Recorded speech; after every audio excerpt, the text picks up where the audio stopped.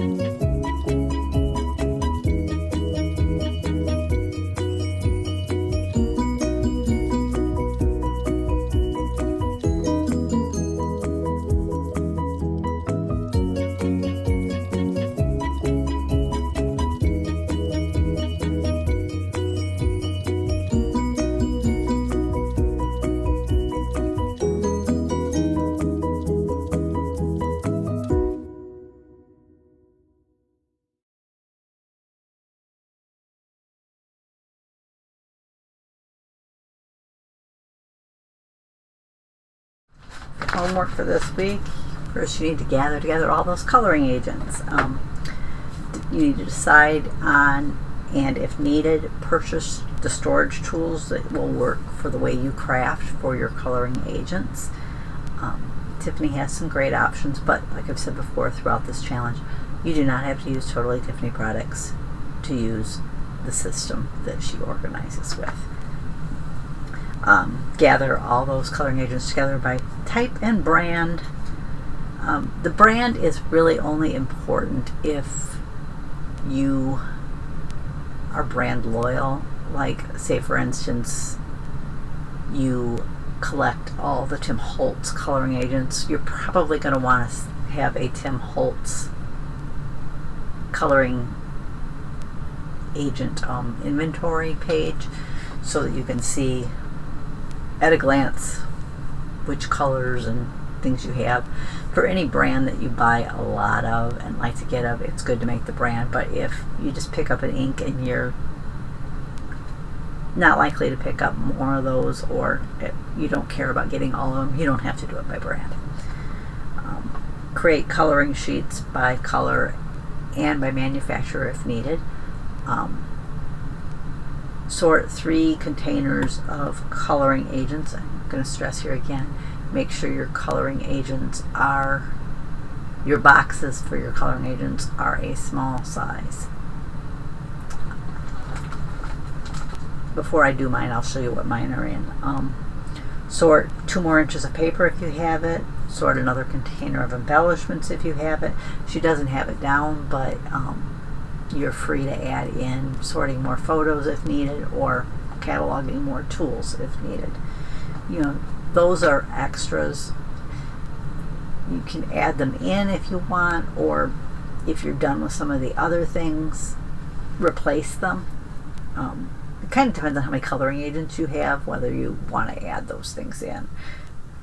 Do your progress post if you're participating in the Get Organized Challenge with Totally Tiffany group or in Barb's Craft Studio. Share your progress. Let us know how you're doing. And it can also be a lack of progress report. Sometimes things happen certain weeks. Like this week, I'm sure, with the 4th, a lot of people had things going on and maybe didn't do as well as they had hoped. And that's okay. And then celebrate with your award. I'll show you. This is my container of coloring agents. It does have a few other things in it too. I found a few things in my scrap rack that I don't usually store my buttons in my scrap rack, so I pulled them out and need to put them away. And I bought these this week, and they need to be put into some sort of container and put away. So I just added it to my Color Week homework because these are the color agents that I have to put away. So I'll just try to get those few things done as well this week. But I need to find a good storage solution for my chalk paints. The hard part about these is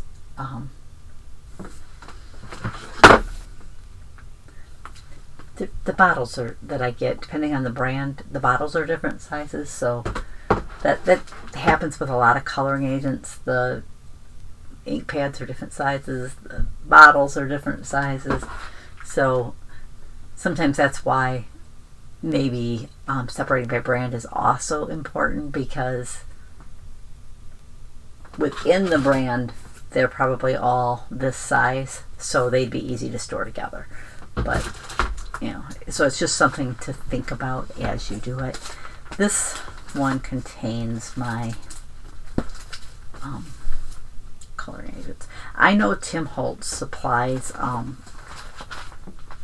the Ranger website, they have cataloging pages, but I created my own, and this is why I did it, is because I wanted to. I don't own all of his things, but I have a 2-page layout for my Tim Holtz things, and I put the color name here. This one I did do them 1-, so all the ones are like pinks and reds, and then the next number is for that specific color. But I have a different column for each product that he has, like his distress ink pads, his distress markers, the paint, the stains, the glitter, the crayons, the distress oxide, the oxide spray, and the embossing glaze. Now some of them I don't have any of, but I decided to go ahead and put in the column so that if I ever buy those, and then if I'm wanting to buy one, I can look and say, okay, if I like the first color listed here is the Tattered Rose. What do I own in Tattered Rose? So that's just kind of how I do my Tim Holtz ones. I like being able to see on, basically open it up on that page, I can see everything I own in that color of Tim Holtz. Some of them I used the brands that they have. I was looking for my marker page. Pens, markers. Maybe I don't have it in here. I thought I had 2 of them done. But I'm not seeing it. Chalks, pencils, pens, markers. It's supposed to be right there, and it's not. I might just have it in my purse. Let me spin back to here. No, it's Spectrum Noir. Crafter's Paper. There it is. I made my own Copic chart on an Excel spreadsheet, because then I could put it all on one page and I could read the numbers. I couldn't read the numbers on there. I have the Copic one. I can't read those numbers. They're too small. So I just gave up using that one. But I kept it in here just for reference. But I just made my own with just the numbers, and I kind of made the columns I tried to keep by the letter, like the BV, the blue violet colors, ones that start with that, and then the numbers that they have. And then I just highlight it with that color when I buy that color. I don't have a lot of Copics. I like them, but they're expensive. So, and the ones I picked up, I've tend to gotten on sale at Hobby Lobby. Now, a few years ago, when all the Hobby Lobbies were putting them on clearance, mine never put any on clearance. So mine still has the Copics there at the store, even though I'm pretty sure they're supposed to have been gone. But that's kind of how I do a few of my coloring agents. My homework really isn't that big for this week, but I'm hoping maybe to get back crafting, because I haven't done any crafting yet this month. I need to do a set of Christmas cards, because I try to do 8 a month, and I need to do my birthday cards for September. I'm trying to get where I'm a month ahead. I was like, before in July I was doing my August cards. I'm trying to get it where I stay a month ahead. So in July I try to do September now, so that if something should happen I'm not going to be, it's time to mail the cards for the first week of that month, and I haven't made them yet. So that's kind of why I wanted to get ahead, because, you know, especially with a chronic illness, if you can, it's nice to get ahead. Sometimes that's hard to do because you have a chronic illness, but if you can and then maintain that ahead schedule, it helps when you get a curveball thrown at you. But then, of course, once that curveball gets thrown at you, you have a hard time getting back to the point you were. But you just do the best you can. My hair really needs to be washed.